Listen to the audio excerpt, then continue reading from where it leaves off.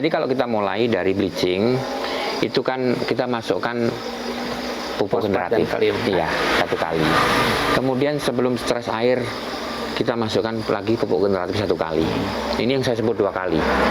Kalau kita masuknya ke dalam satu siklus, berarti generatif sebelum stres air itu hanya 1 kali. Kalau di sosmed tuh kebanyakan ada yang bilang kohe, ada yang bilang kompos. Nah, kalau definisi saya yang saya tangkap,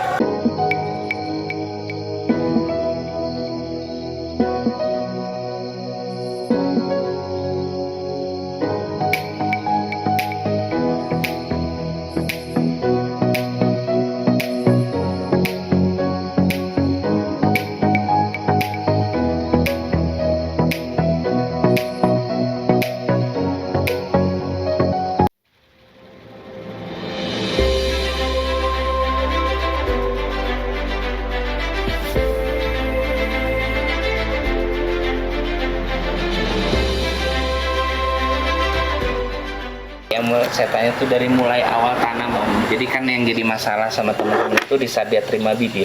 iya. Apa sih yang harus dia lakuin pas benar-benar dapat bibit? Kita ngomong bibit yang sudah layak Om ya. Iya. Jadi kan bibit yang sudah misalnya sudah 3 bulan lah dari masa grafting, yang sudah punya sulur yang siap di grounding di media besar.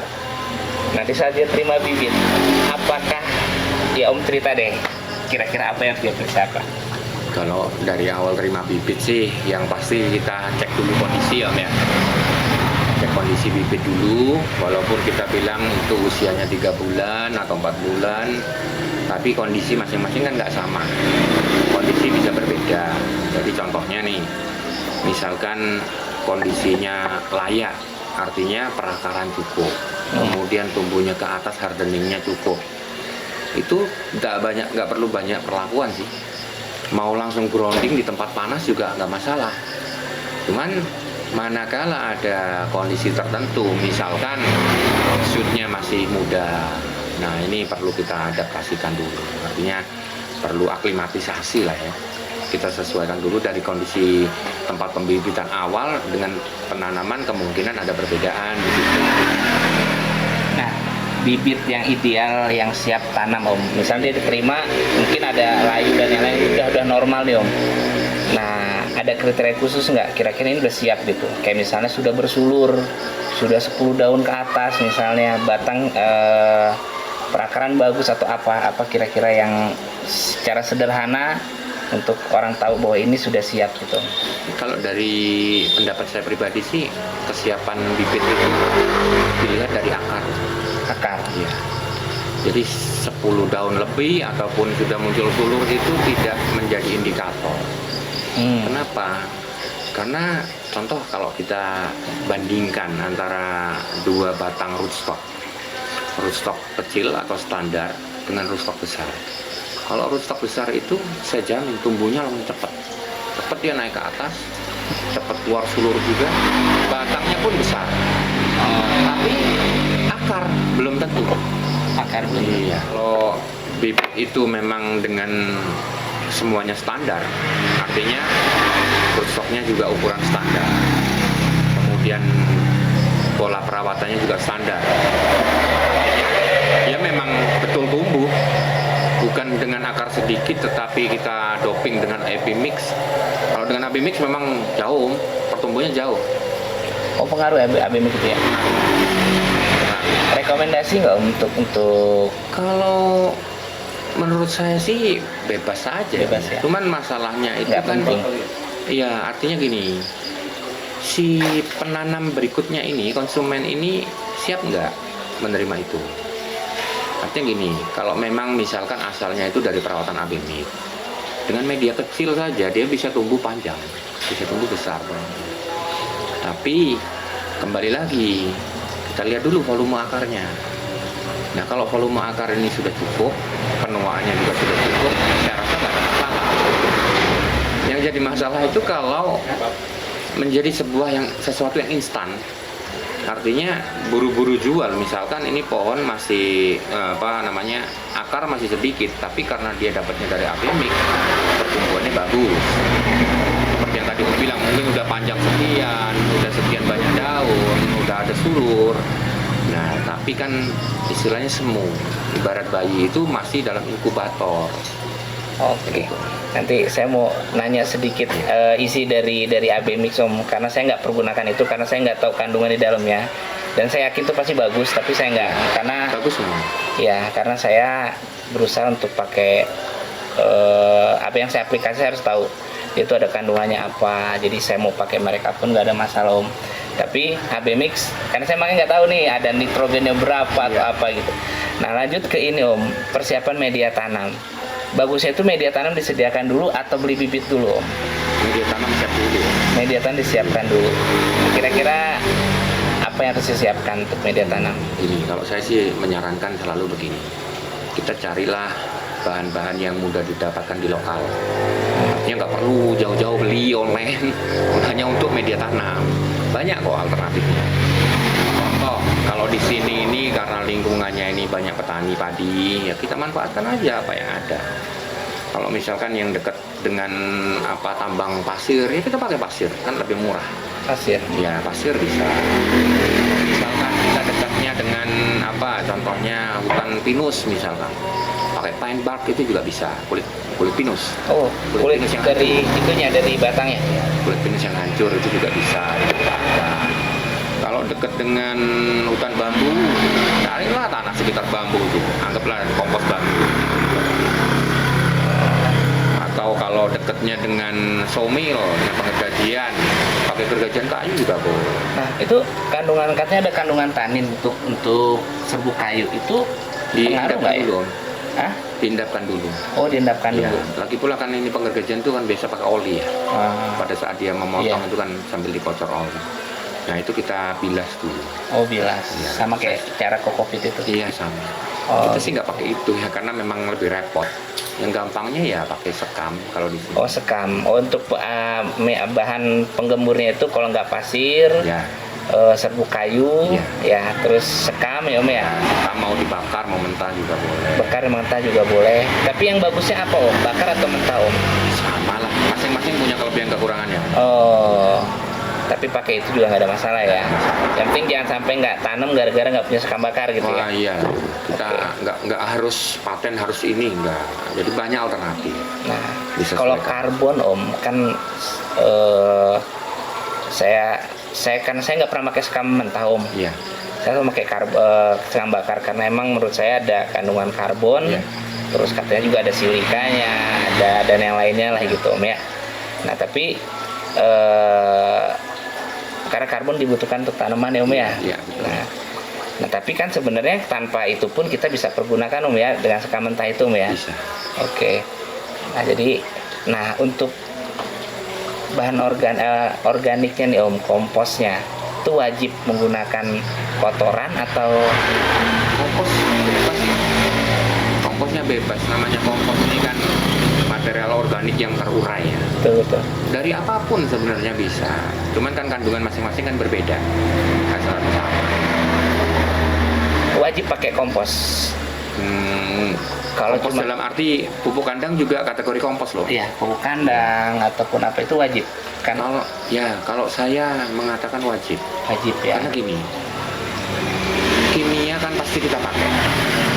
Nah, sedangkan organik ini kenapa tetap kita usahakan ada? Karena memang idealnya itu pohon itu tumbuh dengan material organik. Contoh kita ambil contoh yang gampang saja di hutan. Kenapa pohon di hutan itu tumbuh suburnya, umur bertahun-tahun, nggak ada terganggu penyakit? Iya. Karena dia makannya organik. Oke. Jadi lebih sehat lah intinya. Selain itu kan tujuan kita organik itu kan supaya residu dari pupuk Kimia. kimianya lebih cepat terurai. Berarti kandungan bakteri itu yang diambil juga Om ya. Jadi 3 bahan itu Om ya. Nah, untuk menjaga pH tanah perlu nggak Om? Kayak wajib atau enggak kita pakai kapur dolomit? Nggak wajib, Om. Nggak wajib Nggak ya. wajib. Kalau memang pH-nya sudah di antara 6 dan 7, saya rasa sih udah cukup bagus untuk anggur. Kalau untuk nanggulangin ini Om, kan orang pakai furadan Om. Iya. Untuk antisipasi uret ataupun jamur ataupun yang lain. Nah, alternatif selain furadan nggak? Atau nggak pakai sama sekali? Atau gimana Om? Kalau nggak pakai ya susah, Om. Nah, Terutama kalau di lahan yang ada investasi rayap ya, kita kan nggak bisa lihat itu. betul betul. Makanya kita nggak bisa lihat gangguannya biasanya dimulai dari bawah tanah. Nah, kalau sudah kena begitu, ya susah kalau nggak antisipasi sejak awal. Berarti wajib menggunakan furadan atau Ya dibilang wajib juga enggak ya Om ya. Cuman kalau nggak pakai Situasi. kan nanti ada resiko. Oh, oke oke oke. Jadi biar aman lebih pakai ya Om ya. Ya pakai ya tetap kita batasi lah dalam jumlah yang wajar. Difermentasi nggak Om? Apa itu Om? Media yang sudah kita kumpulkan tanah misalnya sudah kita dapetin, penggemburnya sudah kita dapetin, bahan organiknya sudah kita dapetin. Perlu fermentasi nggak media itu Fermentasi itu kan dilakukan di awal sebenarnya. di saat Ya gini. Contoh kita pakai kompos. Yang kita sebut kompos. Nah ini contoh ya. Kalau di sosmed tuh kebanyakan ada yang bilang kohe, oke ada yang bilang kompos. Nah kalau definisi saya yang saya tangkap, kohe itu adalah kotoran hewan. Kotoran hewan itu apa? Ya kotorannya hewan. Kalau kita bilang pupuk kandang, apa itu? Pupuk yang kita ambil dari kandang. Nah, jadi kohe dan pupuk kandang udah beda. Kohe ini mentahnya, pupuk kandang ini yang sudah terurai. Yang kita pakai yang mana? Yang sudah terurai. Apakah perlu difermentasi? Nggak perlu, karena sudah terurai. Contoh kalau kita misalkan pakai kompos. Kompos juga adalah material organik dari entah itu daun-daunan, percabang-cabangan kecil itu ataupun material organik apapun yang kita dekomposisi. Kemudian menjadilah yang disebut kompos. Apakah ini perlu kita fermentasi? Enggak, karena ini sudah terfermentasi. ya Om, paham Om, pakat itu. Nah jadi nggak perlu ada fermentasi setelah kita aduk, kita fermentasi selama 1 bulan, nggak perlu lagi karena bahan organik yang sudah kita sediakan itu sudah terfermentasi secara alami atau kita sudah sediakan sebelumnya Om ya gitu ya. Lebih baik dicek sebelumnya, sebelum Betul. campuran. Betul. Nah berarti kan kita aduk, berarti kita tinggal tanam bibitnya Om ya. Nah kapan pemupukan pertama dilakukan setelah tanam Om? Pemupukan itu idealnya dilakukan setelah ada tanda pertumbuhan tambahan. Contohnya gimana? Contohnya kita tanam nih bibit, apalagi bibit yang dari pengiriman jarak jauh ya, Om, ya. Kemudian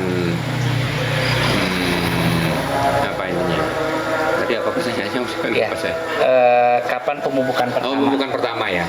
Nah, kondisi bibit yang habis perjalanan jauh itu biasanya juga ada yang stres, Om. Kadang-kadang kita tanam itu juga nggak cepat keluar daun. Ada yang seringkali ada kendala-kendala seperti itu. Apakah itu perlu dipupuk? Kalau saya bilang jangan. Karena apa? Karena dia belum apa ya, belum ada aktivitas. Percuma juga kalau kita pupuk tapi tidak diserap. Yang terjadi nanti malah pupuk itu akan mengendap tanpa diserap. Berikutnya kita pupuk lagi jadinya OD. Oke. Nah, jadi lebih baik menunggu ada penambahan daun dulu. Pucuk ya Om ya, Ya, aktifnya pucuk. mulai ada tumbuh dulu, baru kita pupuk. Oh gitu. Berarti dengan kita media awal kan sudah ada cadangan nutrisi ya Ya, sebenarnya. di situ gitu. juga sudah ada. Jadi pupuk pertama setelah ada aktif dari si pohon itu ya. Nah untuk fase itu Om, nutrisi apa yang dibutuhkan oleh tanaman terutama pohon anggur di usia bibit itu 3 bulan lah kita anggap gitu Om ya. Idealnya kan segitu Om ya. Itu gimana Om? Kalau fase awal ya kan masuknya ke fase vegetatif ya, Om. Jadi fase pertumbuhan. Nah, kita maunya pohon ini cepat gede, cepat tumbuh memanjang, batangnya cepat membesar, daunnya juga subur. Ya pastinya kalau kita yang kita inginkan seperti itu, kita berikan pupuk lengkap. Artinya makro mikro. NPK-nya lengkap, tercukupi, unsur mikronya juga tercukupi. Tapi biasanya untuk awal itu dengan media yang sudah kita persiapkan itu sudah cukup unsur mikronya. Nanti penambahannya sambil lihat kondisi berjalan. Oh gitu. Iya. Saya kenapa tidak pernah menyarankan sejak awal kasih pupuk ini dosis sekian, harus kasih ini. Karena menurut saya, karena kalau saya sarankan sedemikian, nantinya akan rancu. Khawatirnya gini, tanah di sini dan tanah di sana, ada kemungkinan ada perbedaan unsur hara. Makanya saya lebih menyarankan, walaupun sedikit anggaplah terlambat, lebih baik kita kasih topping. Artinya kita tambahkan pada saat kita melihat ada indikasi kekurangan apa. Sambil juga kita bisa lihat, belajar nantinya kan. Kenapa pohon saya begini? Oh, ini kekurangan ini. Pohon saya kenapa begini? Oh, kekurangan ini. Siklus berikut-berikutnya kita udah paham bahwa di tempat kita ini seringkali kekurangan unsur yang mana. Nah, kalau sudah tahu, silakan buat ini sendiri, catatan sendiri bahwa setiap satu musim membutuhkan sekian gram apa. Gitu. Kita nggak bisa sarankan rumusnya ini harus terpenuhi, nggak bisa. Jadi sebelum kita menentukan pupuk apa atau nutrisi apa yang bakal kita aplikasi, itu kita harus pelajarin dulu. Iya, terutama mikronya. Kalau makro sih saya rasa dalam tanah ini kebanyakan makro yang tersedia adalah nitrogen. Nitrogen. Biasanya fosfat, kalium itu kurang. Ya. Makanya kalau pupuk sih untuk pupuk makronya boleh-boleh saja. Wajib pakai ini misalkan, wajib NPK ya nggak masalah. Oke, jadi pemupukan awal tetap pemupukan seimbang, Ya. mikro sama makro dan mikronya. Nah, kalau untuk makronya ya NPK itu ya. Nah, walaupun di alam itu nitrogen banyak, tapi kan tetap kita harus ini ya. Ya. Tapi fosfat dan kalium itu benar-benar harus diberikan karena di alam nggak terlalu banyak ya ya. Nah, mikronya juga dengan kita kesediaan kompos itu mungkin mikro di situ banyak ya, apalagi kohe dan yang lain ya, dari mikronya. Nah, sambil kita pelajarin kebutuhan apa nanti dalam proses pertumbuhan ya. Nah, pupuk mikro itu kan makro ada dua kan ya, yang primer dan sekundernya Iya. Nah, kan primernya sudah kita kasih tuh NPK seimbang itu. Nah, kalau untuk kebutuhan magnesium, sulfur dan kalsium itu kan juga dibutuhkan banyak ya. Apakah di awal ini dibutuhkan juga atau enggak Kalau untuk awal pastinya dibutuhkan. Ya makro, primer maupun sekunder ini kan kebutuhannya sama-sama banyak. Betul. Jadi ketersediaan di alam ini cenderung kurang memang. Ya, kecuali daerah tertentu ya ya.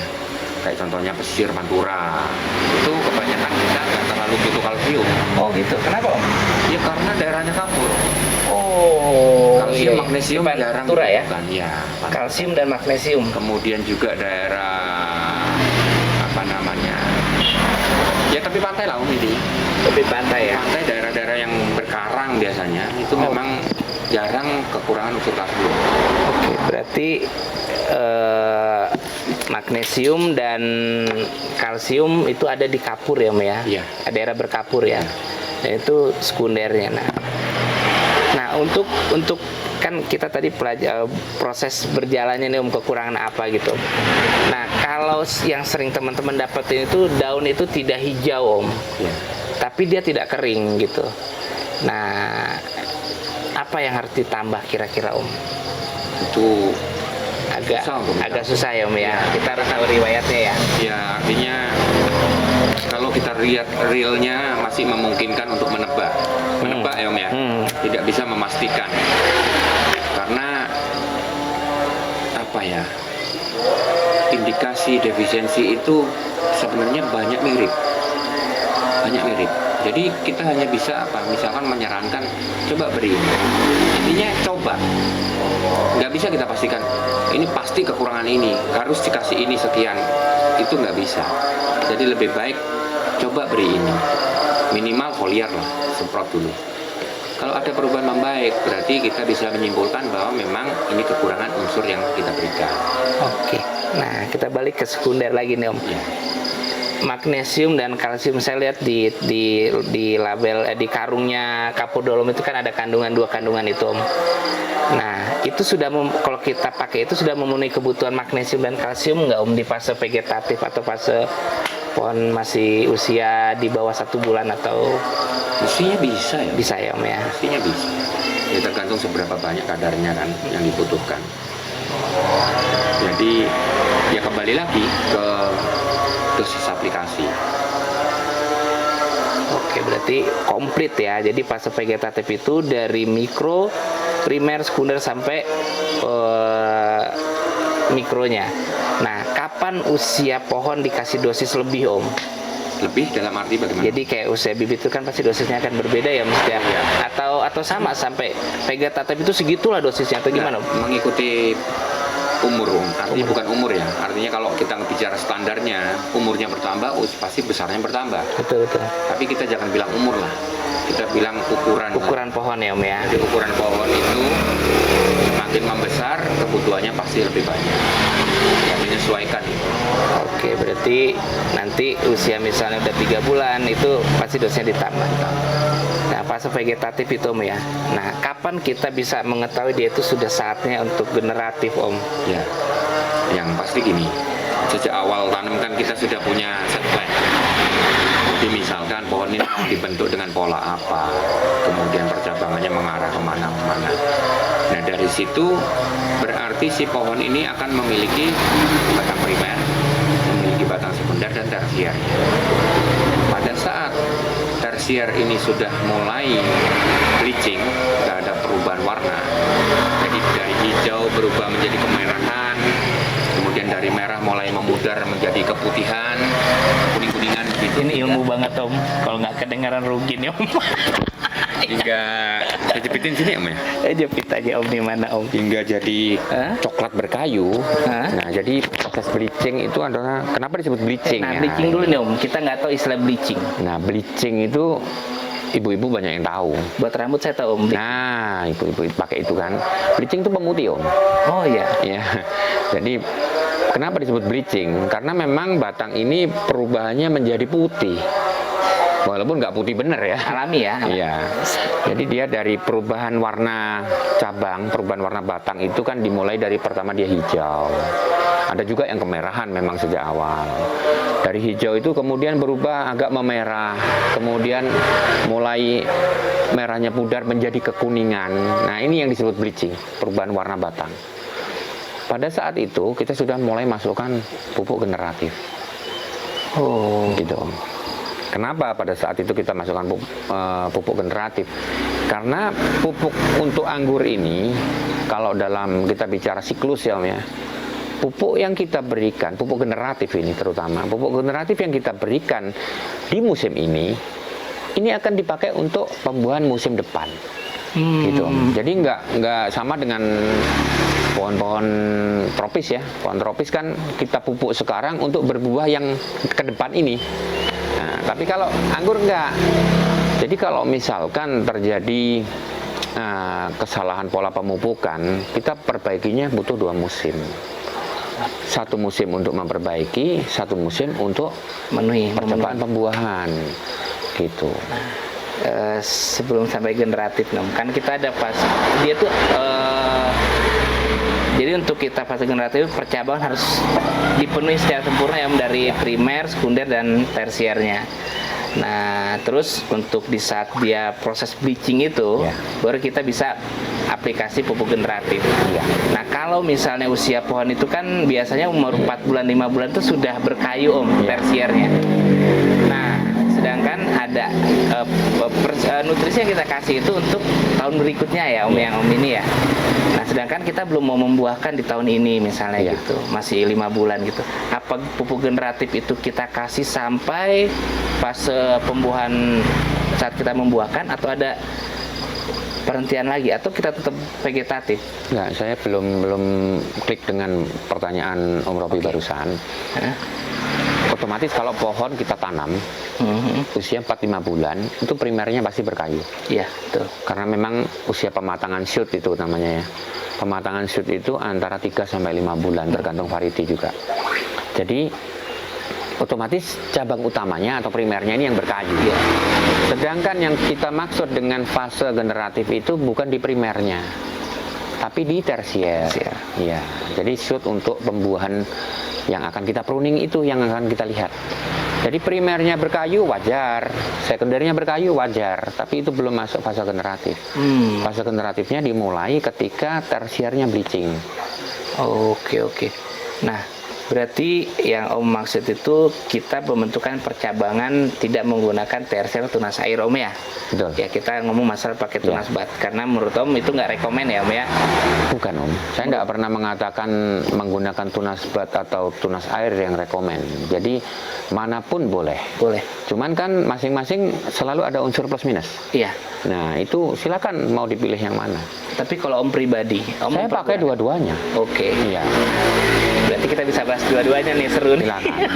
Saya pakai dua-duanya kenapa? Karena gini Om, masing-masing ini disesuaikan ya.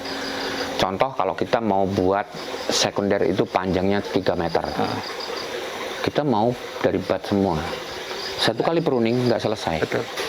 Saya jamin nggak akan muncul. Walaupun mau pakai dormek, mau pakai apa. Andai pun muncul, kita kan namanya itu kita katakan berhasil. Kalau tersier yang sudah muncul ini tunasnya udah bat break semua, ini dia nyampe ke batasan yang kita inginkan. Nah faktanya kalau pohon itu sekundernya sekian panjangnya, jumlah batnya sekian puluh, kuat nggak kita supply dia? Kita kasih pupuk kuat, kita mau belikan pupuk banyak bisa, pohonnya mampu nggak? Nggak mampu pohonnya. Oke, berarti kita harus kalau emang sekundernya itu lebih dari panjang, kita mau bikin panjang gitu. Berarti kan kalau kita untuk memecahkan boot serentak di 3 meter misalnya gitu, mungkin nggak bakal bisa pecah semua Om ya? Ya, memungkinkan Mungkin, bisa. iya, tapi kemungkinan besarnya enggak. Yang akhirnya percabangan tidak rapi Om ya? Iya. Nah, berarti kita balik lagi ke yang tadi Om. Nah, kita anggap kita pakai tunas air dulu deh, pakai tunas air yang banyak orang pakai sekarang. Nah, jadi di saat usia biasanya 6 bulan tuh saya berkayu lah Om. Kalau kita misalnya pangkas di 2 meter primernya. Sekunder ya, sekunder 2 meter, otomatis dia di tunas air kan tumbuh bersama dengan tersier, tumbuh bersama dengan sekunder kan. Betul. Nah, di saat kita hentikan pertumbuhan dari tersier itu, otomatis kan tersier terbelakang itu akan berkayu juga Om ya gitu. Sampai kita tunggu sekitar beberapa bulan akan berkayu. Nah, di saat itulah kita lakukan pemupukan generatif gitu Om ya. Nah, tapi belum mau dibuahkan misalnya Om. Jadi biasanya kalau saya pakai tunas air biasanya tuh umur ya 5 bulan pun tersier harusnya sudah berkayu. Kalau saya pakai sekunder yang pendek Om, ya udah berkayu gitu. Nah, sedangkan saya nggak mau membuahkan di tahun ini misalnya gitu, karena atau resiko hujan atau yang lainnya. Nah, apakah itu saya tetap pakai generatif? Misalnya kira-kira pemangkasan 4 bulan lagi misalnya gitu. Nanti bulan Maret nih misalnya gitu ya. Sekarang bulan November, Oktober nih. Saya mau pangkas bulan Maret. Masih kan ada 6 bulan ya Om. Sedangkan percabangan saya sudah komplit nih dan sudah berkayu. Nah, itu apa saya harus pupuk generatif sampai pemangkasan atau gimana Om? Ya gini Om, jadi kalau itu penundaan ya intinya. Penundaan memang kita gak pruning, gak lakukan pemangkasan. Jadi kecuali kalau memang nggak dibuahkan, tapi kita lakukan foundation pruning, berarti sama, tetap dilakukan berarti. Oke. Tapi kalau tidak dilakukan foundation pruning, kan kalau kita berikan nutrisi vegetatif lagi, kembali ke vegetatif, artinya dia ada pertumbuhan. Nanti ada muncul resiko. Resikonya? Nah, gini.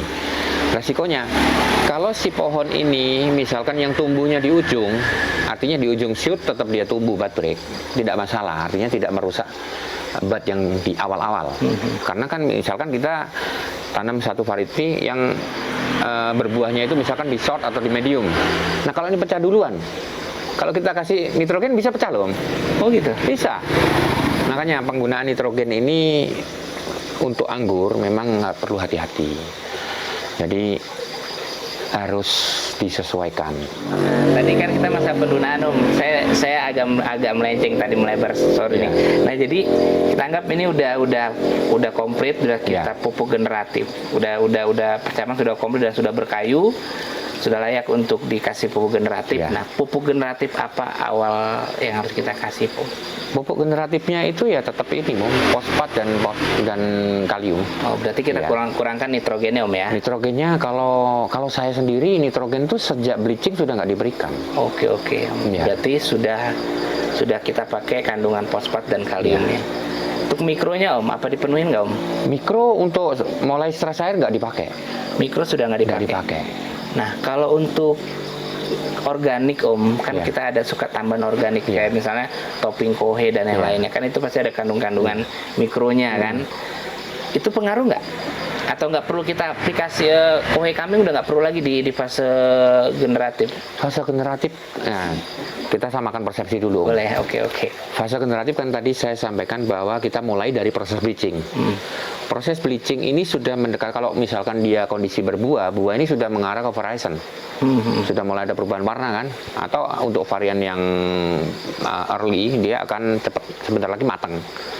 Jadi sudah nggak perlu pupuk organik, artinya kayak kohe, kompos itu nggak diberikan. Kenapa? Kembali lagi nanti ke proses stressing, stres air. Stres air itu kan kita buat si pohon itu supaya berhenti tumbuh karena kekurangan air. Nah, apa yang terjadi kalau kita kasih unsur nitrogen, tapi kita kurangin air? Yang terjadi nanti ujungnya rusak. Sedangkan kita untuk stres air itu kita nggak mau ada kerusakan. Jadi kan pernah saya sampaikan, stressing itu nggak boleh buru-buru. Kita gunakan waktu lah, waktu yang cukup. Ada sih beberapa teman yang mengatakan, saya stres 2 minggu udah layu. Nah, kita nggak butuh layunya, kita justru nggak mau layu. Kalau layu temporer silahkan, nggak masalah. Misalkan hanya siang yang terik panas, kemudian dia layu sebentar, tapi sore kembali segar, nggak masalah. Tapi kalau layunya itu berlanjut, nah ini yang nggak bagus untuk kedepannya. Jadi sebelum kita stres air, kita harus tahu dulu kondisi si pohon, Ya. nutrisi itu sudah tersimpan belum, sudah penuh belum gitu Om ya. Ya, Jadi jadi di saat vegetatif kan sisa-sisa nutrisi akan tersimpan di batang dan yang lain Om ya. ya, Nah, kita harus penuhin itu dulu sebelum kita stres air. betul. Oke, berarti nitrogen dan lain-lain itu ya seandainya ada pun ada emang cadangan di batang itu Om ya. Iya, jadi bukan penambahan. Om. Bukan penambahan ya. Kita usahakan pokok setelah mulai proses bleaching itu kita nggak berikan Nah. nitrogen itu. Pupuk dulu atau pupuk generatif dulu atau stres air dulu Om? Generatif dulu Om. Jadi generatif sudah berjalan kan sejak bleaching. Sejak bleaching sudah generatif. Sampai kapan? Sampai pematangan shoot. Pematangan? Shoot. Jadi tersiernya udah matang, udah berkayu. Tersier sudah berkayu, kita masuk ke fase stres air. Oke. Gitu. Jadi pohon ini walaupun dia stres, jaringan di dalam batang nggak rusak. Kenapa? Karena sudah kayu. Iya. Kalau masih di fase vegetatif, contoh masih ada ujung yang hijau, apalagi masih panjang hijaunya. Kalau kita masuk ke fase masuk ke stres air, ini rusak. Rusak, Busuk yang hijaunya itu ya biasanya. Ya, biasanya nanti akan ya rusak lah intinya. Jadi nggak jadi batang yang baik, nggak jadi batang yang bagus. Memang itu nanti bakal kita buang. Ya kan Om, namanya pruning kan pasti dari posisi potong sampai ke ujung akan terbuang. Nah, berapa lama proses stres air itu? Ada waktunya atau ngelihat kondisi si pohon? Lihat kondisi Om. Nah, kondisi seperti apa kita hentikan stres air? Ya, stres air katakanlah gini. Apa indikasi stres air tercapai gitu Om ya? Jadi indikasi stres air tercapai itu manakala pohon ini sudah tidak tumbuh lagi. Jadi ujung pertumbuhan itu di ujung sendiri itu dia sudah tidak ada daun yang mau terbuka. Jadi udah berhenti, daunnya itu hanya kecil begitu aja di ujung biasanya. Biasanya kan ruas ini internotnya semakin pendek, daunnya juga semakin mengecil, akhirnya tidak tumbuh lagi. Itu yang kita sebut stres air tercapai. Nah, stres air itu nanti dulu. Jadi stres air itu dalam kondisi pucuk belum dihentikan ya, berarti ya? Mulainya stres air. Iya. Jadi ada istilah pemberhentian tersier lah istilahnya. Iya. Penghentian pertumbuhan di situ. Berarti sebelum itu kita stres airnya. Ya, jadi sebelum dia berhenti tumbuh, artinya stres air kan dimulai setelah pematangan shoot. Tersiernya sudah matang dulu, tapi kan ujung masih sehat itu. Nah, kemudian kita masuk ke stressing.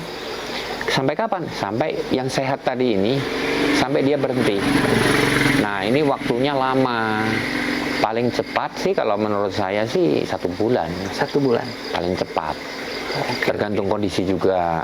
Jadi kalau misalkan contoh kondisi yang daerah yang lebih banyak lembab atau yang air tanahnya itu tidak dalam, itu butuh waktu yang lebih lama. Nah, dalam stres air Om, kita sudah tidak aplikasi pemupukan, kita tidak melakukan penyiraman atau penyiraman dikurangi atau yang lainnya gitu Om. Ada perlakuan kena hama Om. Jadi kan kondisi pohon itu pasti kan ada daya tahannya pasti akan berkurang. Yang dari daun pun pasti ini. Nah, untuk daya tahan atas hama pasti juga semakin rentan Om ya. Nah, ada nggak treatment untuk misalnya jamur ataupun apa gitu yang dipakai gitu dalam stres air? Tetap dilakukan Om.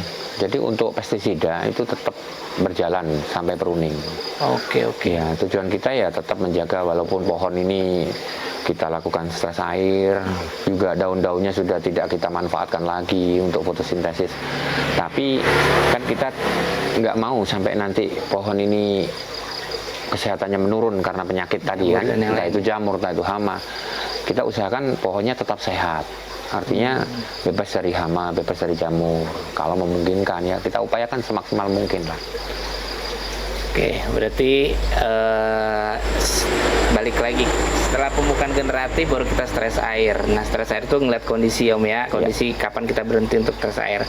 Atau kita sudah ukur berapa lama kita stres untuk pemangkasan gitu Om ya. Kita sudah punya plan untuk pemangkasan di bulan apa kan gitu Om ya. Nah, generatif juga kita pemupukan. Nah, saya kelewat tadi Om, generatif itu berapa kali Om untuk memenuhi pupuk generatif itu? Gini, kalau ditanya berapa kali, kalau saya kan praktisi tani ya Om. Jadi namanya tani itu kita maunya praktis. Kenapa? Karena kebun itu juga tanamannya nggak 1-2, nggak 10-20, banyak. Jadi kita yang pasti kan akan memikirkan kos, biaya, kemudian waktu, dan lain-lain. Kita kasihnya 1 kali Om. Oke. Satu kali nih. Ya, 1 kali maksimal. 1 kali maksimal 2 kali. Artinya gini, 1 kali itu sebenarnya ini masuk ke siklus yang sebelumnya.